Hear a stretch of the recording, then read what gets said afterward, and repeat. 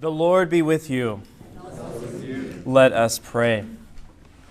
Gracious God, thank you for bringing us together on this spring morning to sit, to be with one another, and to attend to whatever it is that you have to say to us through your servant, C.S. Lewis.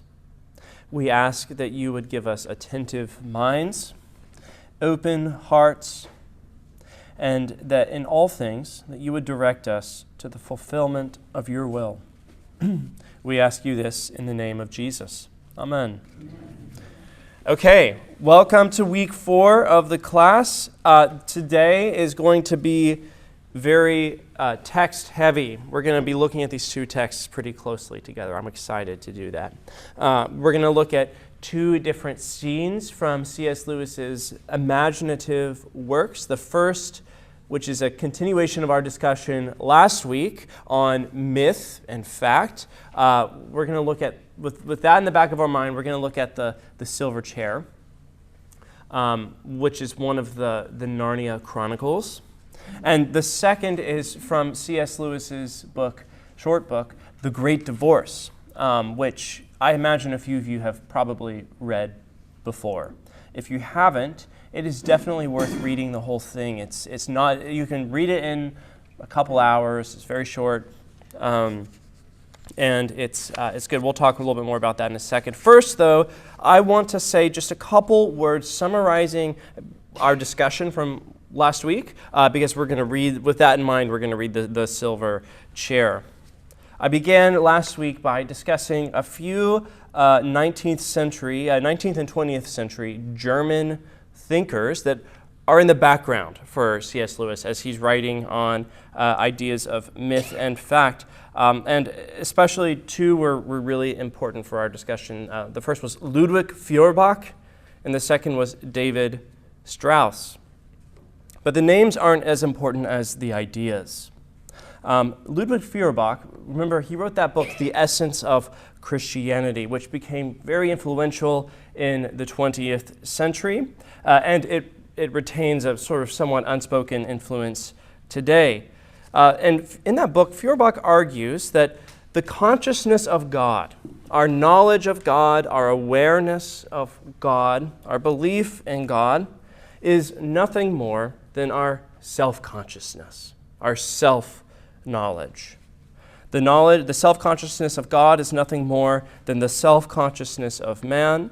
The knowledge of God is the self-knowledge of man. And Feuerbach famously wrote, God did not, as the Bible says, make man in his image. To the contrary, man made God in his image.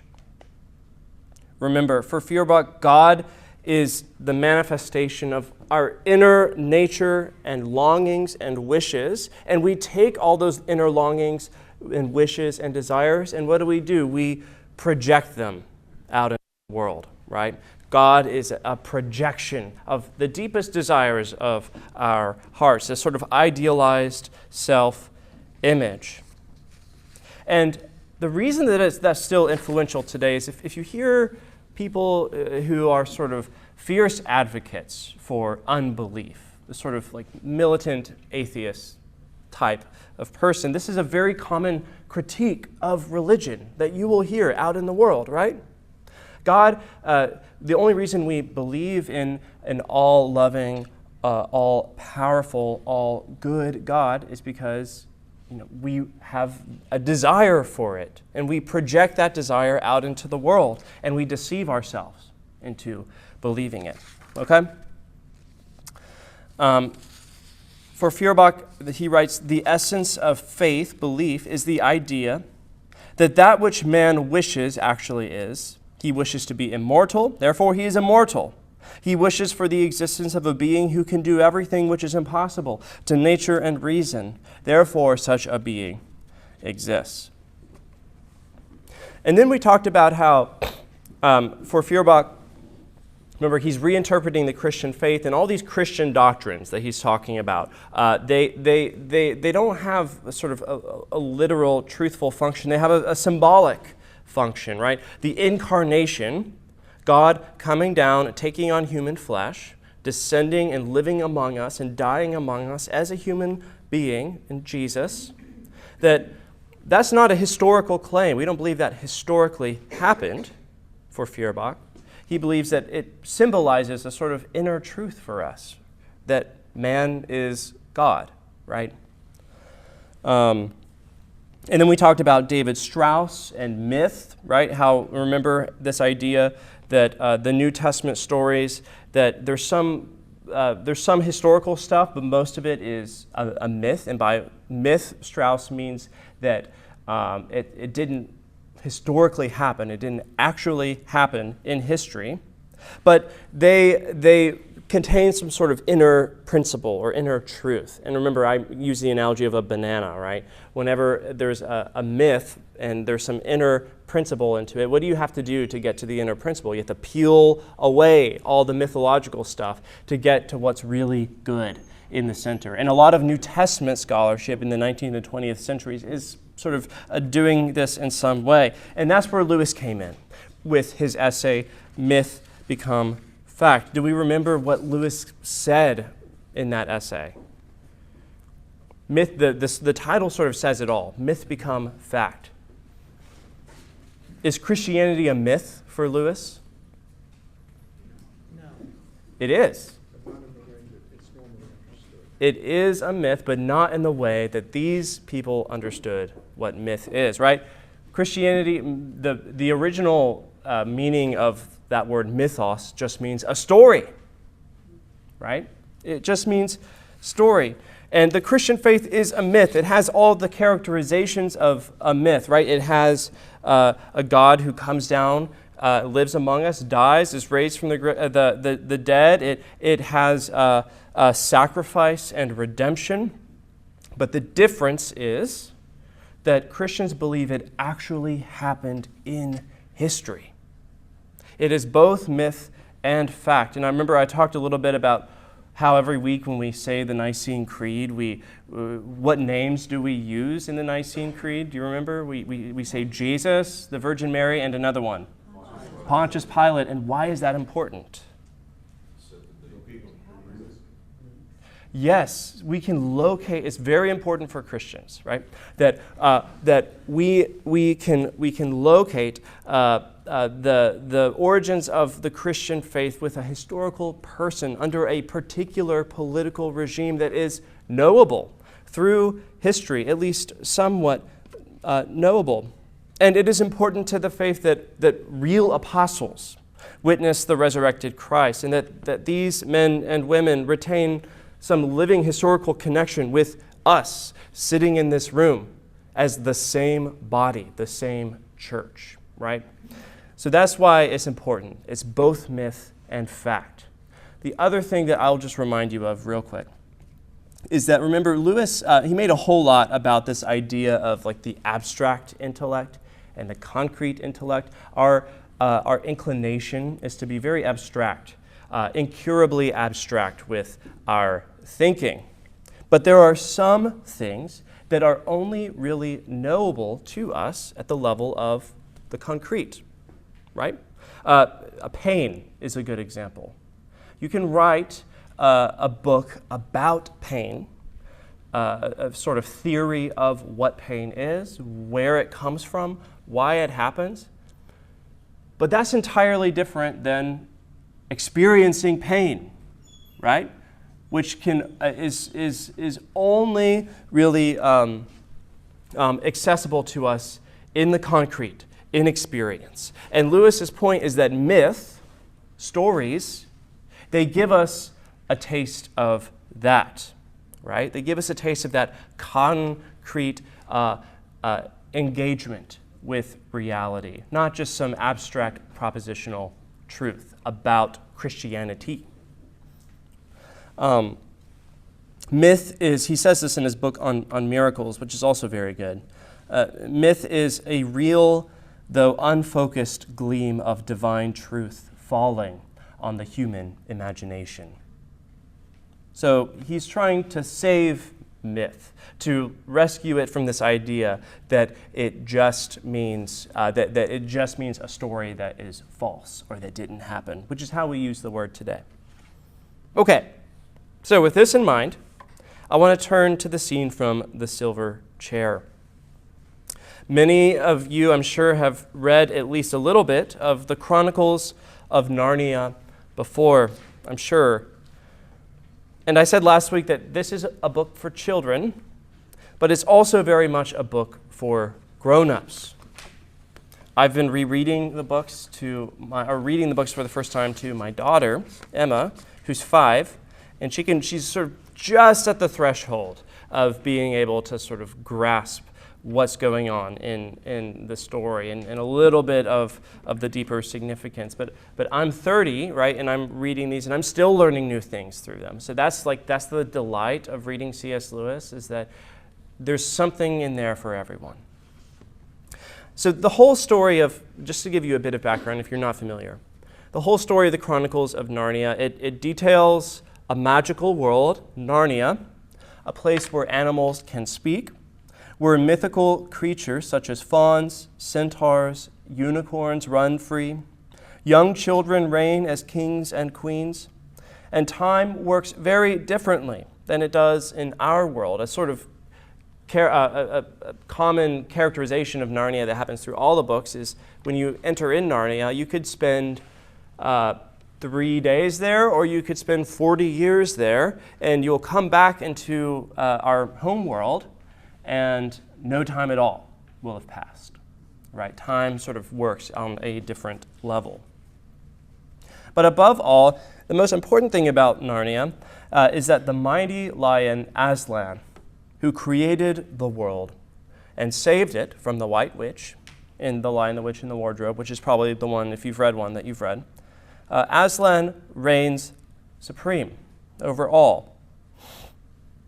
But of course, not all is well in Narnia. The premise of each of the books is that something has gone astray, and that a child or a group of children are sent from our world into Narnia by Aslan, usually with an important mission to accomplish in his name. In this particular book, The Silver Chair, just to give you a bit of background to what's happening in the story for where we're going to read. 2 children, Eustace Scrubb and Jill Pole, are transported into Narnia from their rather dry, sort of technocratic school in post-World War II urban London. Lewis sort of makes fun of them living a sort of like very disenchanted life. They go to this school that's called, I can't remember the name of it. It comes up in the book. Experiment House, right? Experiment House, which is, almost like comically on the nose for what he's trying to say here, right? They're on the cutting edge of experimental educational technology, and they sort of like embody this sort of like very forward-thinking, liberal style of learning. So once in Narnia, Eustace Scrubb and Jill Pole, they receive a mission from Aslan. They are to assist the King Caspian, who is growing old, in finding his long-lost son, Prince Rilian. Rilian disappeared many years before the events of this book, in Narnia time, when he sought to avenge the death of his mother. Basically what happened is Rilian was a young boy, and he was out in the garden of their castle with his mother, and his mother was struck by a green serpent, a snake, and she did not survive. It turns out that the serpent who killed Rilian's mother was actually a witch, the Green Witch, disguised, the queen of the Underland. And so Rilian goes on an adventure, searching for her. But he falls into a trap. She seduces him, and she leads him to her dominion, which rests hundreds of feet below the surface of Narnia, underground. It is dark, it is cold, and Rilian spends his days under an enchantment, where for 23 hours every day, he has no memory of who he actually is. All memories of the life above the surface are gone, and he is consigned to serving the queen of the underland for his whole life. Now, I said 23 hours a day, not 24 hours a day, because for 1 hour every day, Rillian remembers who he is. He comes to consciousness. I am out to avenge my mother. I am Rillian, the Prince of Narnia. There's a whole world above the surface of this dark, cavernous cave. I need to escape. But what the queen does is she binds Rillian to the silver chair for that 1 hour every day. And no matter how much he begs to be let free, none of her servants will let him free because they are convinced he's ill. He's sick. He doesn't know what he's saying. So that's the background of Rillian. Jill and Eustace, the two children who are set on a mission by Aslan to rescue him, they spend most of the novel piecing all of this story sort of together with the help of another important character, Puddleglum. I told you about Puddleglum last week. Puddleglum is a marsh wiggle, which if you have never heard of a marsh wiggle, that is because C.S. Lewis invented the marsh wiggle. It is a creature of his imagination. And he's a strange, sort of tall, slender, amphibious creature with webbed feet. He doesn't smell very good, and for lack of a better term, he is a wet blanket. Puddleglum has a way of turning even the best news into a bit of a drab, and he's not even aware of it. At one point in the book, Jill asks him if he is pleased with the progress they are making on their mission so far, and Puddleglum says this, "Oh, I, as pleased as I can be, I dare say, though I shan't believe anything till we found him, and when we do find him, we'll be in terrible danger. I shouldn't wonder if they don't keep him in a dungeon with wild beasts, or if he's turned into something awful by enchantment, but we mustn't look on the bright side, if you know what I mean." You get the idea. So the scene that we are about to read from the silver chair, it unfolds just as Jill, Pole, Eustace Scrubb, and Puddleglum have made it down to the underworld. They have found the prince, and they have released the prince from the silver chair. He remembers who he is. The enchantment has been lifted, and they are about to make their escape. The Green Witch is off on some other adventure until, all of a sudden, she walks in to where they are. So let's read this. I'm going to read it so that it can be picked up on the mic. And keep in mind, remember I told you all this dry stuff about the 19th century Germans. Keep in mind Feuerbach and this idea that religion and belief in God is just a projection of our wishes and our inward self-image out onto the world. Okay, so let's start on page 181, just for the sake of time. She barges in, she finds the two children and Puddleglum and the prince, and she realizes that the enchantment has been lifted.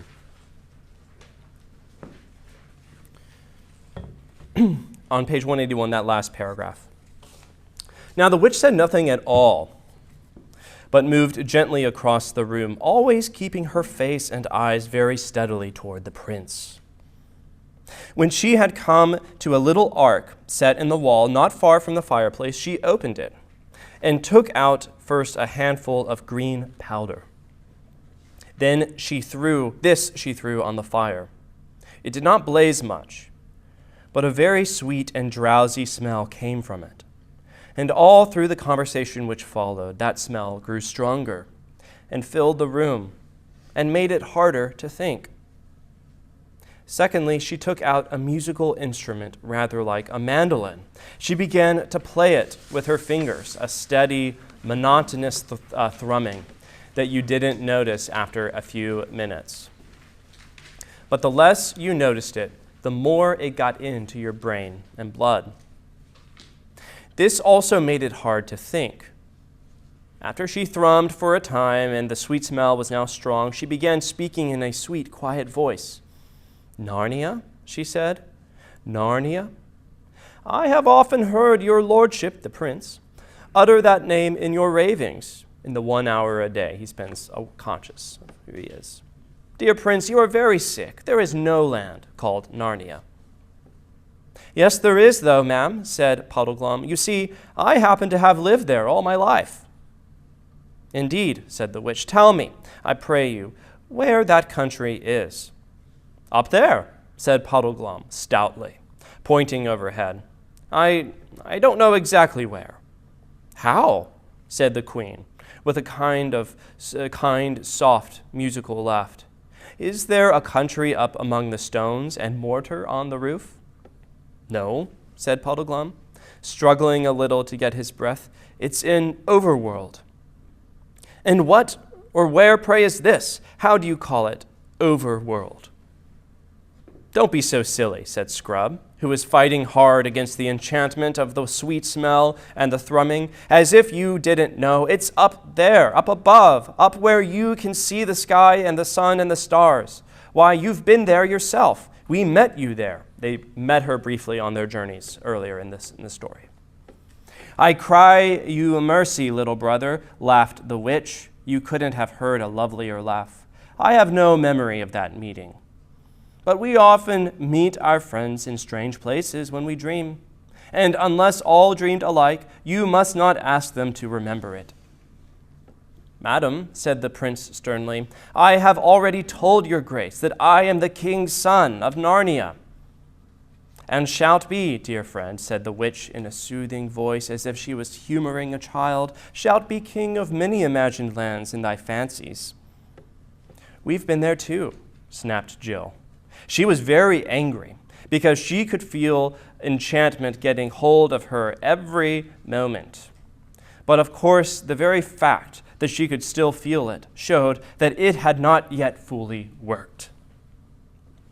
"And thou art Queen of Narnia too, I doubt not, pretty one," said the witch in the same coaxing, half-mocking tone. "I'm nothing of the sort," said Jill, stamping her foot. "We come from another world." "Why, this is a prettier game than the other," said the witch. "Tell us, little maid, where is this other world? What ships and chariots go between it and ours?" Of course, a lot of things darted into Jill's head at once. Experiment house, Adela Pennyfather, her own home, radio sets, cinemas, cars, airplanes, rationed books, queues. But they seemed dim and far away. Thrum, thrum, thrum, went the strings of the witch's instrument. Jill couldn't remember the names of the things in our world. And this time, it didn't come into her head that she was being enchanted, for now the magic was in its full strength. And of course, the more enchanted you get, the more you feel that you are not enchanted at all.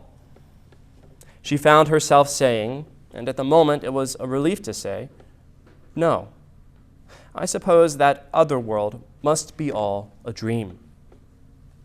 "Yes, it is all a dream," said the witch, always thrumming. "Yes, all a dream," said Jill. "There never was such a world," said the witch. "No," said Jill and Scrub, "never was such a world." "There never was any world but mine," said the witch. "There never was any world but yours," said they. Puddleglum was still fighting hard. "I don't know rightly what you all mean by a world," he said, talking like a man who hasn't enough air, "but you can play that fiddle till your fingers drop off, and still you won't make me forget Narnia. And the whole overworld, too. We'll never see it again, I shouldn't wonder. You may have blotted it out and turned it dark like this, for all I know. Nothing more likely, but I know I was there once. I've seen the sky full of stars. I've seen the sun coming up out of the sea of a morning and sinking behind the mountains at night. And I've seen him up in the middle sky when I couldn't look at him for brightness." Puddleglum's words had a very rousing effect. The other three all breathed again and looked at one another like people newly awakened. "Why, there it is," cried the prince. "Of course, the blessing of Aslan upon this honest Marshwiggle. We have all been dreaming these last few minutes. How could we have forgotten it? Of course, we've all seen the sun."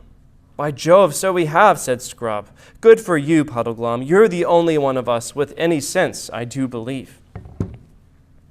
Then came the witch's voice, cooing softly like the voice of a wood pigeon from the high elms in an old garden at 3 o'clock in the middle of a sleepy summer afternoon. And it said, "What is this sun that you all speak of? Do you mean anything by the word?" "Yes, we jolly well do," said Scrub. "Can you tell me what it's like, the sun?" asked the witch. Thrum, thrum, thrum went the strings. "Please it, your grace," said the prince very coldly and politely. "You see that lamp? It is round and yellow, and it gives light to the whole room, and hangeth moreover from the roof. Now that thing which we call the sun is like the lamp, only far greater and far brighter. It giveth light to the whole overworld, and hangeth in the sky." "Hangeth from what, my lord?" asked the witch. And then, while they were all still thinking about how to answer her, she added with another of her soft silver laughs, "You see, when you try to think out clearly what this sun must be, you cannot tell me. You can only tell me it is like the lamp. Your sun is a dream, and there is nothing in that dream that was not copied from the lamp." We should be thinking about Feuerbach here. The lamp is the real thing. The sun is but a tale, a children's story. "Yes, I see now," said Jill in a heavy, hopeless tone. "It must be so." And while she said this, it seemed to her to be very good sense. Slowly and gravely the witch repeated, "There is no sun." And they all said nothing. She repeated in a softer and deeper voice, "There is no sun." And after a pause and after a struggle in their minds, all four of them said together, "You are right, there is no sun." It was such a relief to give in and say it. "There never was a sun," said the witch. "No, there never was a sun," said the prince and the Marshwiggle and the children. For the last few minutes, Jill had been feeling that there was something she must remember at all costs, and now she did. But it was dreadfully hard to say it. She felt as if huge weights were laid on her lips. At last, with an effort that seemed to take all the good out of her, she said, "There's Aslan."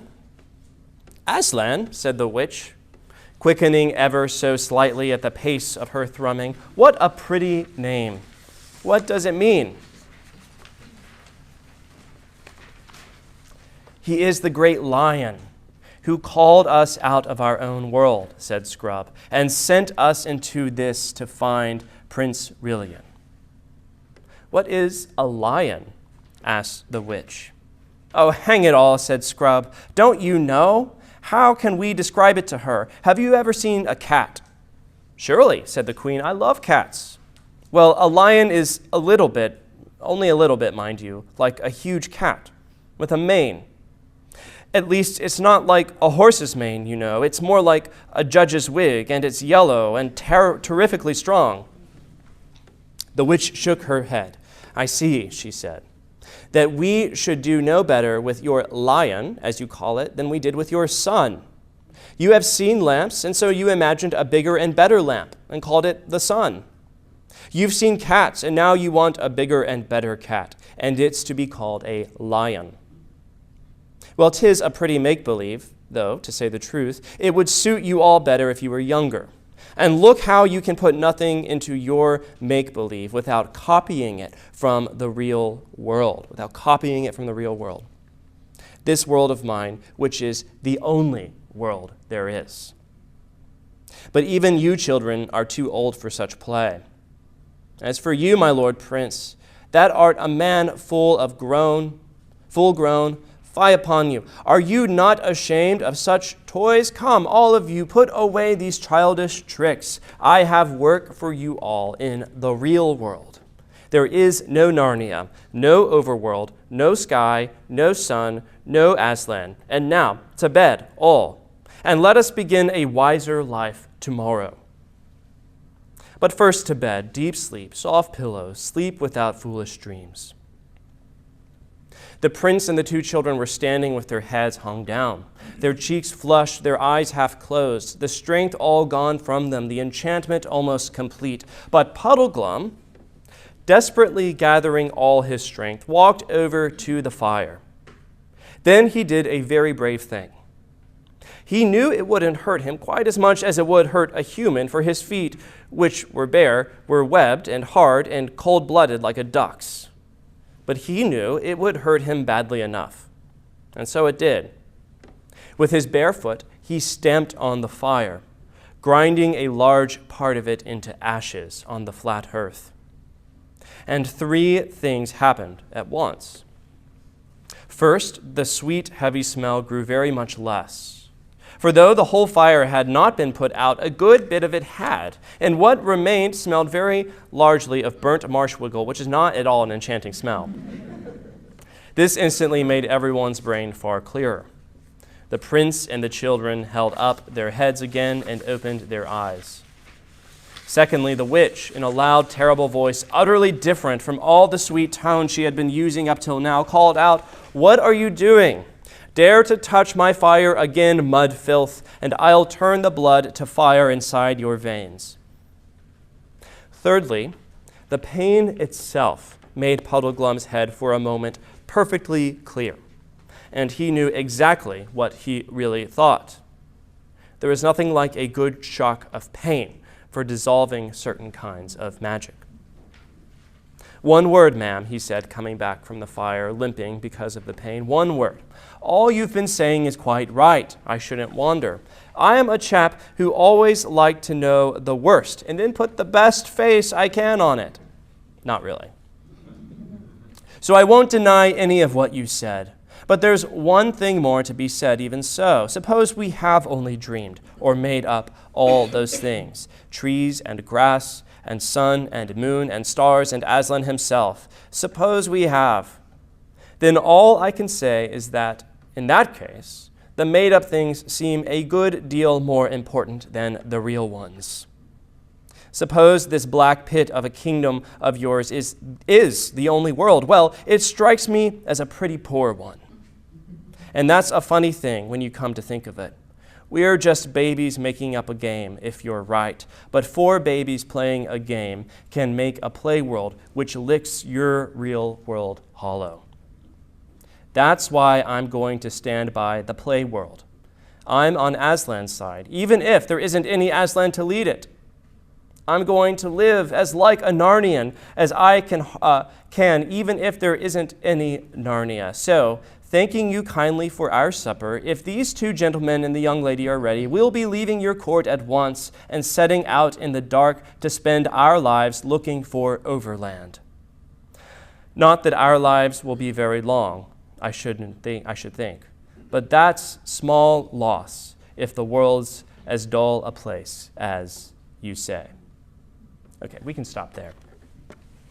I think you get the idea.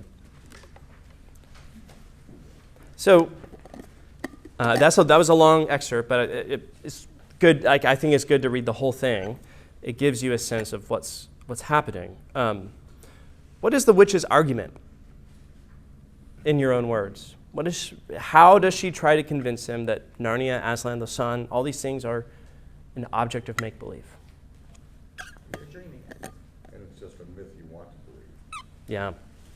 Yeah, so it's a myth that you want to believe, therefore you... Say that what you can't see doesn't exist. The only thing that exists is what I can point out to you right there and now. Yeah. So it's a sort of reductionist argument, right? It's saying all we can see is X, therefore X must be all there is, right? What else? What else? But we can't describe the acts of the sun. You know, she says it's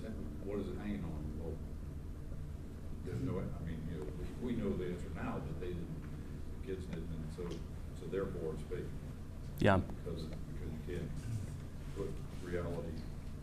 Yeah. What's holding it up, those things. That's good. So she's sort of pointing out the limits of our understanding of certain things, right? And saying, oh, well, you can't explain it, therefore it's not real, right? Right. Or you can't explain it without reference to something that's right there in front of you now. Yes. Which is analogous to the argument that, we're not a projection of God. God is a projection of us. Yeah. Kind of seems to be where he's going with that. Yeah, that's right. That's right. So there's always, she's making reference to things that are right there, that we can sort of exert control over, that we can sort of explain in rationalistic terms and say, oh, well, this is there. You just have an idealized form of this lamp, right? Or a kitty cat, right? Yes, sir. On the other side, all four of them have this knowledge of the truth, and when they speak it individually, they are supporting one another, affirming that truth. Yeah. It's still deep within them. Yeah. Even it sort of pokes its head up, that knowledge of the truth, even beyond the enchantment, right? Which is sort of fogging up their brain a little bit. And as you pointed out, when one of them speaks up, it's almost like everyone's immediately returned back to their senses for just a moment, right? Okay. Good. Have you ever heard a form of that kind of argument, like in your life? There's no right or wrong answer to this, and to how the witch is sort of arguing. Have you ever experienced that? And if so, where? And if not, that's okay, but just curious. I think many people search for a way to prove whatever their point is, and they point to something that is literal and touchable and in a way scientifically proven. Mm-hmm. So the whole idea that science and faith are on opposite sides of things comes into play. I don't personally believe that, but oftentimes they're made oppositional if you can't prove it by some scientific method or mathematics or something like Yep. that. Then it's just make-believe, or it's what you choose to believe. Yeah, yeah. Oh, yes, sir, go ahead. I was going to say that you just sparked an idea. Sometimes it's called skepticism. Mm-hmm. It's pretty much the spirit of the scientific age is that what's empirical, what's in front of you is the only thing that's true, and what you can experience in the here and now. Feuerbach, I think, also represents a kind of reductionist humanism. Mm-hmm. That everything that's been throughout in history, that started about 300 years earlier with the philosopher Spinoza and the like, who made naturalism and materialism the only true thing that we know to be. And that, in the scientific age, that was taken up to super heights. And so anything that you couldn't experience and see in the real time now was going to be something that you would approach with skepticism. Mm-hmm. And that gets tied in with everything that you're saying here about what Feuerbach and others represent. That I recall in graduate school, a professor once saying, what was the humanism in the Renaissance all about? What was it all about? And they said, making man the center of the universe. And that was called humanism at the time. It was even Christian humanism, but it was now being extrapolated in the scientific age to doubt everything. To this too, I should point out that if you've ever read Plato, Republic, Book 7, The Allegory of the Cave, you may remember this. Philosophy 101 class is the one thing they should teach you, story from the Republic, right? Where all these people are trapped in a cave, right? And they look on the wall of the cave, and what do they see? They see shadows of things out in the real world, right? And they believe that the shadows are what's really real, right? until the philosopher sort of comes in and, he sees the light of the sun, the good, and pulls them out and tries to convince them to come out of the cave. That's Plato's point. But my point is that Lewis was really, really inspired by that here, clearly, right? Because there's a sort of shadow reality in the underworld in which we live most of our lives, right? In which we live most of our lives. And then there's the overworld, which is actual reality, what's really real. So let's go to Puddleglum there for a minute. What's Puddleglum's argument? At first, he doesn't really have an argument, actually. But what does he do? And what's his argument that follows? It's better. I mean, I think that Puddleglum is interesting to me because somewhere inside him, there exists a truth of good versus bad. Mm-hmm. He recognizes that the underworld is not so good. And he knows instinctively that there is something better. And so and he prefers that. There's a judgment there that good is actually better than this bad. Mm-hmm. And the good is what he chooses. Mm-hmm. So that's kind of a personal choice. That is a choice that he makes. I don't want to go with this other stuff. I prefer the good. And I think that's very inspiring. Mm-hmm. So he has this intuitive sense of good and bad, right, that he appeals to in there. And said, I know intuitively that what is happening in this shadow world, which isn't just dark and cold and dreary, but, there are slaves that are, sort of slaving away at the queen's whims, which are clearly not guided by any sort of moral judgment. He has an intuitive sense of good and bad. Okay, what else? Why was he the only one that had the courage to go and stamp out the evil? He went over and actually stamped out. Yeah, that's a great question. I've wondered that after reading this book. I'm like, well, why is he the one? After all, he's the one who's kind of the most drab, right, in the whole story. He's the wet blanket who is constantly spinning good things into bad. I think part of it may be that he has lived in Narnia his whole life. He has lived in Narnia his whole life. The children are sort of there just for the first time. So he has a deeper sort of sense of belonging there. He knows what it's really like. It is his home. It's his home world. Isn't he a realist to a certain extent? Yeah. And that's why he's a wet blanket sometimes. And so this is just a extension of that, right? He's the one who says, look, I'm going to burn myself, put this thing out, and wake everybody up, because that's how he does it. Right? Yeah. I think that is really important because he doesn't make an argument at first. He stamps out the flame, right? It's an argument first by an act of getting rid of this enchantment that is clouding up our brains. And then he makes, even while it's still there a little bit, he makes an argument. And what's the argument that he makes? Even if it's not real, it's better. Even if it's not real, it's better. Yeah. Even if it's not real, it's better. Yes? In terms of the choice, I feel like there are many times in my own days where I'm being colorblind, where and it hurts because it is, I think it's, Lewis says so well the relief of saying, oh, Yeah. okay, I'll just go with the desolation of today and just downward's fine. But to be able to say, even if no one ever knows, it's just your own little world, but to be able to say, no, it's going to hurt, it's not going to be comfortable, but I'm going to stomp on these desolate ideas, these pulls away from God, and just see what comes of it. Yeah. Yeah. His pain's a bit of a sacrifice, obviously, when you think about it.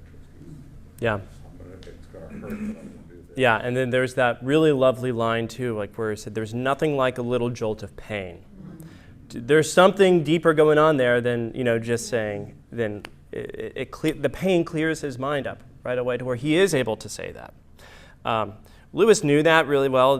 His two books, the Problem of Pain and A Grief Observed, which is sort of his diary after his wife Joy Davidman died, are both really powerful, and you can see him being very raw there, very perceptive in The Problem of Pain. It's sort of a kind of systematic theology of good and evil and human suffering and whatnot. But he knew that, and he's writing all this after his wife has died.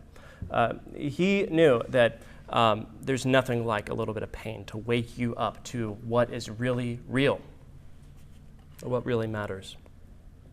Okay, yes, sir, go ahead. The trouble with this, though, is Puddleglum says even if it's not real, it's better. Mm-hmm. Well, then does that make Lewis seem like, well, even if Jesus is not real, it's better?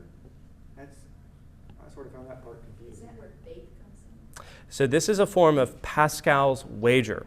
If you've ever studied, again, philosophy, Pascal, 17th century. Does anyone know basically what Pascal's wager means?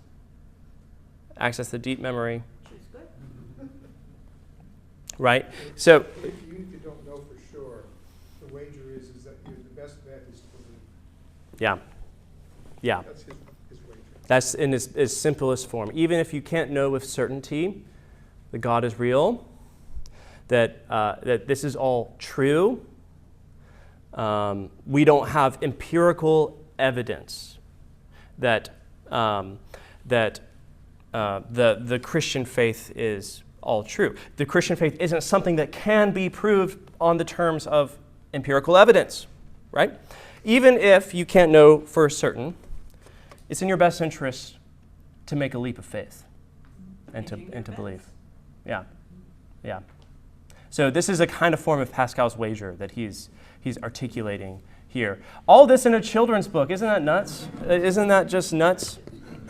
Very impressive, very impressive.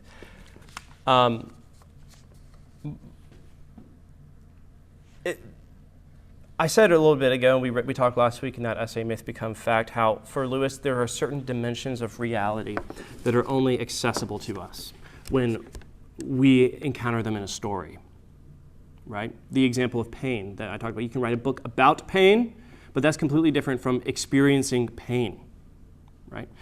He's like, if only I could get, I think the example he uses in the essay is, if only I could get to writing my book about pain if my toothache would stop.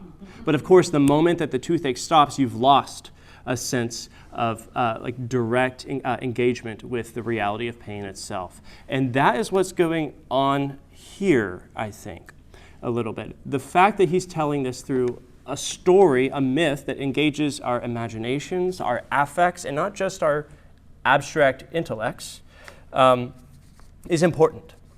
It means children can engage on the terms of something like Pascal's wager, or Plato's allegory of the cave, or an intuitive sense of right and wrong that lies within all of us, I think. Okay, other thoughts or comments on this? I love this scene. I think it's really powerful. Any questions? You know what I noticed here Yeah. is marsh logo, which is not at all enchanting smell. Yeah. This instantly made everyone's brain more clear. Yeah. And then you turn the page and the witch starts to lose it. She's angry because her illusion is being exposed. Yeah. They're not clever enough to understand her anger, but she's like, oh, nice fire, warm, a nice smell, and then people start to think clear. Yeah. And I think it gives up an illusion. Yeah. Exposes her. Yes, that's right. And then, spoiler alert, they kill her right after this, when she turns into the snake again. Yeah. Okay, so we have we're running out of time. We have 7 minutes. Yes, absolutely. I've read her the first 2 books in the series. So if you're interested in Narnia, and you know nothing about it. First place to start is The Lion, the Witch, and the Wardrobe, which is very accessible for kids. It's a lovely story. It's a story of atonement and of sacrifice, and as Lewis says, the deeper magic from before the universe began. And if you read it, you'll know what that means. But it's the best entry point to go. And yeah, I think that's accessible to kids. As they go on, they get a little bit more like, she's going to need to be a little bit older, especially the last one, The Last Battle, which is bananas. It's crazy. I wish we had a whole class that I could talk about eschatology and the end of all things and what Christians believe about that and how that all plays out in The Last Battle. Okay? That was my question. How is your daughter so far, being 5? How is she taking things like deception from the witch in The Lion, Witch, and Wardrobe? Our oldest program maybe is 5. Yeah. And as much as I want to tell her all of these things and read her stories like The Lion, Witch, and Wardrobe, I'm very nervous about that deception and how something that is supposed to be so beautiful and wonderful, that's how this witch works. Yeah. It's calming, it's soothing, you like this is good, this is nice. Yeah. And they are deceived. Yeah. I just feel nervous about little ones not knowing what is real and what isn't, and Yeah. becoming confused by it. So I'm wondering at what point is it okay to start that? Yeah. So my follow-up question then would be: Is your concern more with the fact that there are sort of episodes of deception in the book, or the fact that it's just a mythical story? The fact that there are episodes of deception in your life. Yeah. My son is a perfect example. When my son was a little boy, he was very into the Power Rangers and loved the Power Mm-hmm. Rangers. And he was very little, he was only 4 or 5 when they came out. And everybody's thinking, this is so wonderful, this is so cool. And there was a show, all of a sudden I noticed, he was a little younger than that, maybe 3 or 4. And we were in the store, and we were shopping, and everything is fine. And all of a sudden he looks at me and he says, he wanted something. And I said, oh no, you can't have that. And he looks at me and he says, I want my mom. And I said, I am your mommy. And he says, no, no, my real mommy. I had no idea what was going on until I saw an episode of the Power Rangers Yeah. for what it really was. There were these people, in order to deceive people, they would morph. And an evil creature would take on the identity of a police officer or a fireman or the mom or something like that. And I didn't realize until that moment that a child doesn't really know what's real. Yeah. What isn't. Yeah. And so here he is in the store not getting what he wants, thinking, oh, I'm this evil thing, I'm not his real mother. I'm the evil creature that has morphed Yep. into his mother.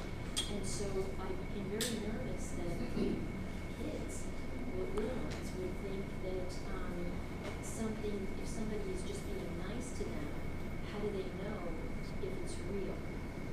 If someone is being,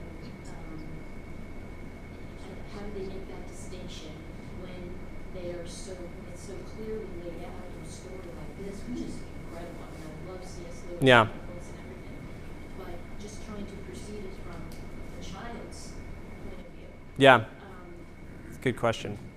So my 2 cents on this are, and this is my 2 cents, so it's not gospel truth, is that kids, first of all, I don't think generally when we read stories to young people that we give them quite enough credit for having an intuitive sense for what's good and what's bad in the story. Now, if you read bad stories to your kids, that intuitive sense will start to be morphed and to change a little bit, okay? So my approach to this is that I'm going to give her the benefit of the doubt when reading this, but also have open conversations along the way about, this is an act of deception. Now, it doesn't mean that you can't trust anyone, right? Our whole lives are built on systems of trust. Also, if we don't read, kids are going, first of all, they're going to encounter deception in the world. They're going to encounter all of this stuff, no matter what we do. I'd rather approach that through the reading of stories, approach it head on, right? And read them good things rather than bad things, so that sense could be morphed and shaped accordingly, right? Having good conversations along the way. But if we don't do that, then the culture is going to do that for us, right? It's going to do it for us. So that's how I think about that. Okay, I have to go get ready for church now. Thank you all. We did not get to the Great Divorce, but we'll do it next week, okay? All right, peace.